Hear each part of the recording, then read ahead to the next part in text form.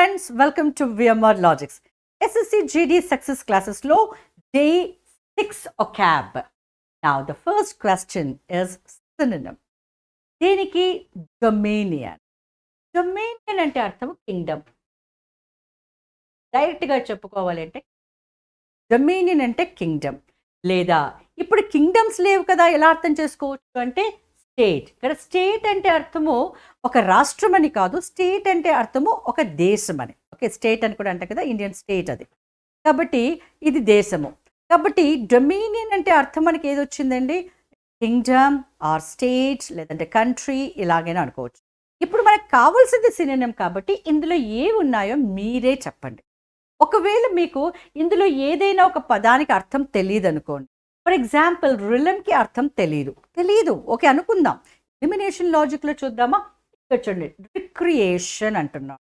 So recreation అంటే అర్థం ఏంటనమాట, ఇప్పుడు ఏదైనా ఒక మొనోటోనియస్గా అంటే ఏకరూపంగా అంటే ఎలాంటి చేంజెస్ లేకుండా అతి సామాన్యంగా జరుగుతున్నటువంటి ఈ జీవనంలో మనకి కొంతవరకు మార్పు కావాలి అంటే కొంత మనము ఆ మొనోటోనియస్ లైఫ్ నుంచి బయటపడాలి అనుకున్నప్పుడు రిక్రియేషన్కి వెళ్తాం. రిక్రియేషన్ అవి సెమినార్స్ కావచ్చు, లేదంటే ఏవైనా సెలబ్రేషన్స్ కావచ్చు, ఏదైనా కావచ్చు.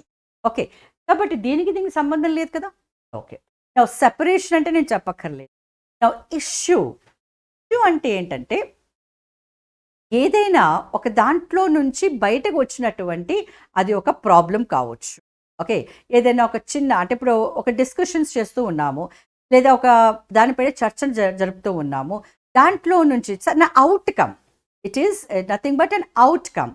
అది అప్పుడు చిన్న ప్రాబ్లం అయినా కావచ్చు, లేదా ప్రాబ్లం అసలు లేదు అని కూడా చెప్పచ్చు. అందుకే నో ఇష్యూ అంటాం కదండి, దాట్స్ ద థింగ్. దాన్ కాబట్టి ఇవేవి కూడా దీనికి సంబంధించినట్టు కాబట్టి ఇవేవి కూడా దేశానికి కానీ లేదా ఒక రాజ్యానికి కానీ సంబంధించింది లేదు. అలాంటప్పుడు యూ కెన్ అండర్స్టాండ్, మీకు ఆల్రెడీ తెలిస్తే ఫైన్. రిల్మ్ అంటే అర్థం ఏంటి, కింగ్డమ్ లేదా a place under the rule of a king అంటాం. So a place under the rule of a king అంటే కింగ్డమే కదా. That's it. Now question number 2 కావాలి. అండ్ దేనికి కావాలి, ట్రాన్స్మిట్. ట్రాన్స్మిట్ అంటే అర్థం ఏంటండి, వ్యాప్తి. ఓకే, అంటే ఒక ప్రదేశం నుంచి మరొక ప్రదేశానికి దాన్ని వ్యాప్తి చెందించడం. ఇలా మనము ట్రాన్స్మిట్ అంటే అర్థం చేస్తాం. ఇప్పుడు మనకు కావాల్సింది ఏంటి, యాంటోనిమ్. ఇప్పుడు వ్యాప్తి చెందించడానికి ఆపోజిట్ కావాలంటే నిరోధించడమే కదా. సో ఇక్కడ ఇచ్చినటువంటి ఆప్షన్స్లో నిరోధించడము అనేది ఎక్కడ ఉందో చెప్పండి. నిరోధించడం ఎక్కడుందో చెప్పండి. రిప్లై ఉంది. రిప్లై అంటే ఏంటి, సమాధానం. నిరోధించడం కాదు కదా. బాగుంది. టెలివైజ్ అన్నాడు. టెలివైజ్ అంటే ఇది కూడా చూపించడమే, ఒక వ్యాప్తి చెందించడం, ఒక ప్రదేశంలో జరుగుతున్నటువంటి ఒక ఈవెంట్ని ఇంకొక ప్లేస్లో చూపించడం కదా. కాబట్టి ఇది కూడా ఒక ప్లేస్ నుంచి ఇంకో ప్లేస్కి పంపించడమే కదా, వ్యాప్తి చెందించడమే కదా. నా ఇక్కడ మీకు తెలియాల్సింది విత్హోల్డ్ అండ్ లూసిడ్. లూసిడ్కి మీనింగ్ చెప్తాను చూడండి. లూసిడ్కి మీనింగ్ ఏంటి అంటే వెరీ క్లియర్. లూసిడ్కి మీనింగ్ ఏంటి, వెరీ క్లియర్, స్వచ్ఛమైన. ఓకే, స్వచ్ఛమైన.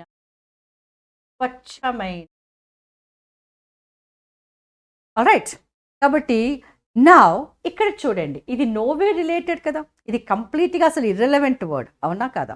So answer is withhold. Answer ఏంటి, విత్హోల్డ్. విత్హోల్డ్ అంటే అర్థం ఏంటి, నిరోధించు అంటే ఒక దగ్గరికి వెళ్లకుండా ఆపడం.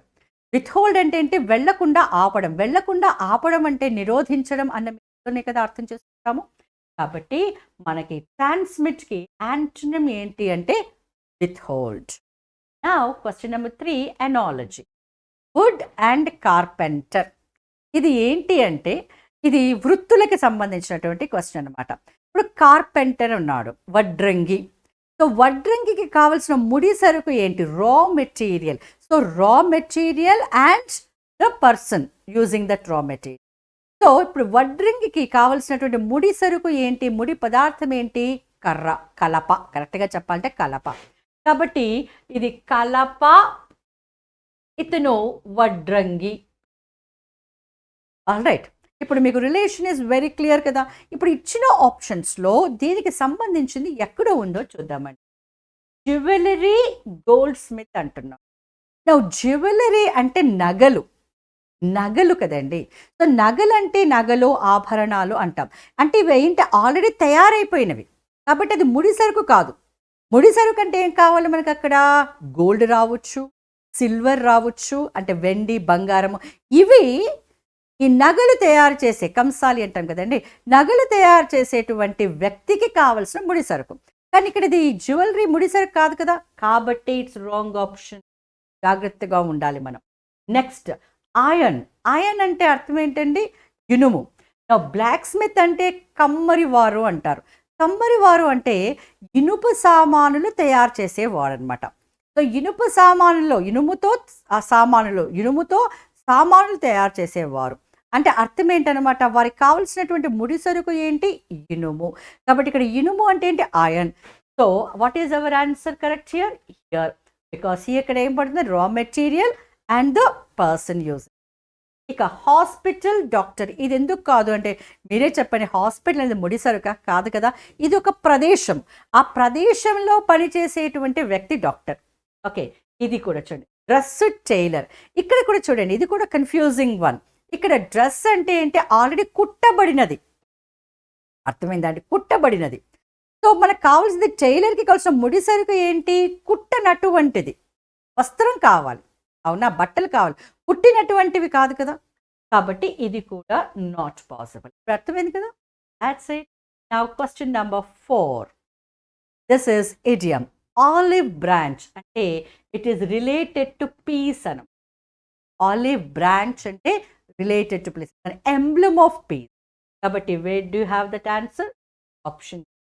అంతేకాని branch of an olive tree, please don't assume. All right, ఇలా ఎంత కన్ఫ్యూజ్ చేసి చూడండి. బ్రాంచ్ ఆఫ్ ఆలివ్ ట్రీ లేదా ఆలివ్ ట్రీ. చాలామంది ఏమనుకుంటారంటే ఆలివ్ బ్రాంచ్ అనగానే branch of an olive tree అనుకుంటారు. చూడండి, ఇది ఇడియం. మీరు ఇడియమ్స్ నేర్చుకోవాలి, అజ్యూమ్ చేయకూడదు. Well, now number 5. Animals that can live on land and water. అంటే నీటిలోనూ మరియు భూమిపైన, రెండు ప్రదేశాలలో నివసించే వాటిని మనం తెలుగులో అయితే ఉభయచర జీవులు అంటామండి. ఉభయచర జీవి అంటే నీటిలోనూ భూమిపైన రెండు ప్రదేశాల్లోనూ జీవించగలిగేటువంటి జీవులు. ఇంగ్లీష్లో వాటిని యాంఫీబియన్స్ అంటారు. యాంఫీబియన్. సో ఆన్సర్ ఇది కూడా చూడండి. యాంఫీ అంటే బోత్. యాంఫీ అంటే బోత్. ఓకే, గుర్తుపెట్టుకోండి. నౌ బిఐఓ, బయో అంటే యాక్చువల్గా లైఫ్. నౌ ఇక్కడ బయాన్ అంటే అర్థం ఏంటన్నమాట? Living thing. ఇక్కడ మనము లివింగ్ థింగ్స్ గురించి మాట్లాడుతున్నాం కాబట్టి యాంఫీబియన్ అంటున్నాం. Okay, now aquatic. Aqua. Aqua అంటే వాటర్, గుర్తుపెట్టుకోండి. ఆక్వా అంటే వాటర్, అందుకే అక్వేరియం అంటాం కదండి. అక్వాటిక్ వీడ్స్ ఏదైనా సరే నీటికి సంబంధించి కాబట్టి అక్వాటిక్ అంటే నీటి లోపల మాత్రమే. కానీ ఇక్కడ both in water and on land అంటున్నారు కదా, కాబట్టి అక్వాటిక్ తీసు. రెప్టైల్స్ అంటే ప్రాకుడు జంతువులు. అంటే జస్ట్ లైక్ మనకి ఎగ్జాంపుల్స్ తెలుసు కదండి, బల్లులు, మొసళ్ళు, పాములు, ఇవన్నీ కూడా ప్రాకుడు జంతువులు. కరెక్ట్ పదం తెలుగులో చెప్పాలంటే సరీసృపాలు అంటారు. ప్రాకుడు జంతువు. నౌ బీస్ట్స్ అంటే జంతువులు. బీస్ట్ అంటే ఏ జంతువైనా కావచ్చు, టైగర్ కావచ్చు, లయన్ కావచ్చు, వుల్ఫ్ కావచ్చు, ఫాక్స్ కావచ్చు, ఇవన్నీ కూడా ఏంటంటే బీస్ట్స్. కాబట్టి మన ఆన్సర్ ఏంటి ఇక్కడ? C. So here I complete Day 6. Now మన next class Day 7. Okay, take care. Be with VMware Logics for your sure success. Bye.